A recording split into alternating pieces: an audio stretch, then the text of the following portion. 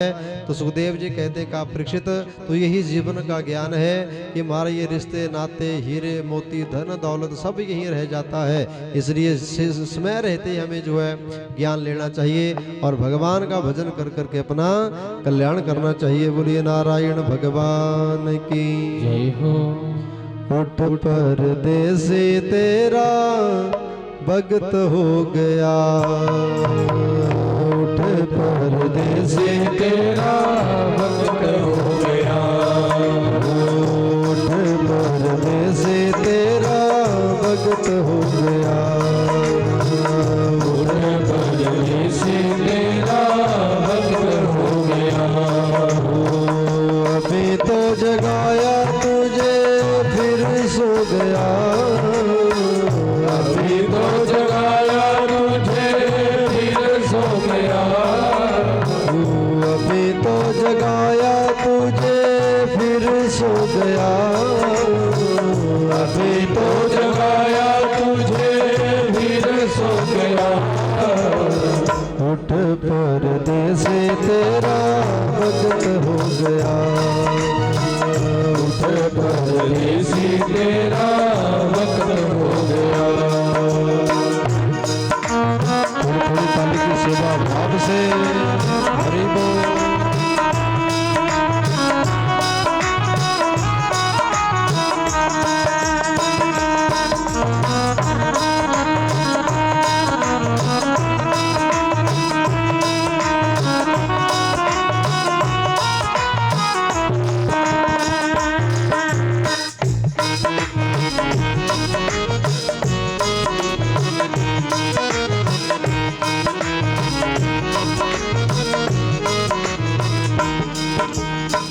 हम परदेसियों की यही है निशानी, हम परदेसियों की यही है निशानी, हम परदेसियों की यही है निशानी, हम परदेसियों की यही है निशानी।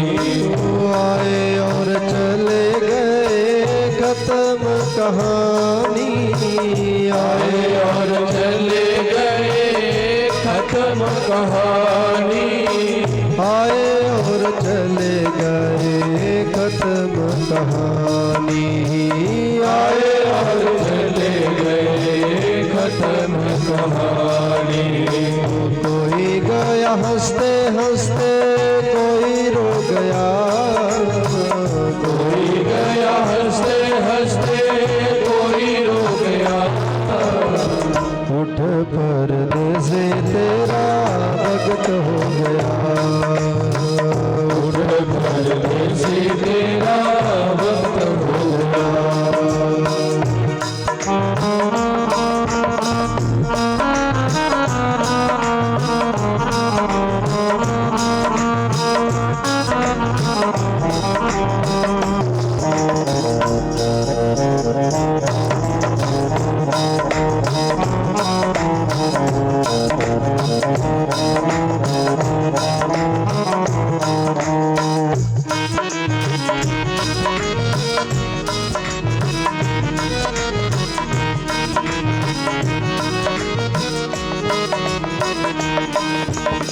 सारे रिश्ते नाते तेरे यहीं रह जाएंगे, सारे रिश्ते नाते तेरे यही रह जाएंगे, सारे रिश्ते नाते तेरे यहीं रह जाएंगे, सारे रिश्ते नाते तेरे यही रह जाएंगे। हीरे और मोती तेरे काम न आएंगे, हीरे और मोती तेरे काम न आएंगे, हीरे और मोती तेरे काम न आएंगे, हीरे और मोती तेरे काम न आएंगे। बोझ पाप वाला क्यों ढो रहा, बोझ पाप वाला क्यों ढो रहा।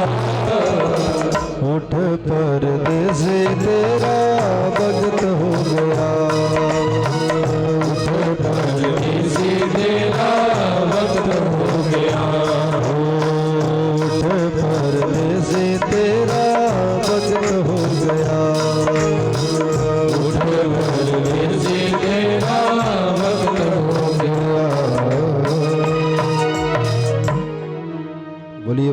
वृंदावन बिहारी लाल की जय हो।